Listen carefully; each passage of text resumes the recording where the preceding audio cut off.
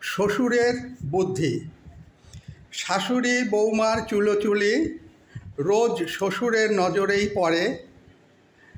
অসহায় শ্বশুর থাকে চুপচাপ, কোনো কিছু বলতে না পারে। দুজনকে সামলাতে গেলে শ্বশুর বারদুই ঢোক গেলে। যত দোষ চাপায় শ্বশুরের ঘাড়ে, শাশুড়ি বৌমা কেটে পড়ে চুপিসারে। কিছুদিন দেখে তিনি ভাবেন মনে মনে, সহ্য হয় না আর, কিছু করা দরকার। আমার খেয়ে আমার পরে আমারই ওপর করো অত্যাচার, সব কিছু বন্ধ করে দেখাবো মজা, বুঝবে ঠেলা তোমরা এবার। সংসারের জিনিসপত্র সব আনা বন্ধ, শাশুড়ি আর বৌমাকে জব্দ করা শ্বশুরের বুদ্ধিটা নয় মন্দ। এবার শাশুড়ি বৌমা দুজনেই আসে, শ্বশুরের পা ধরে নিচেতেই বসে।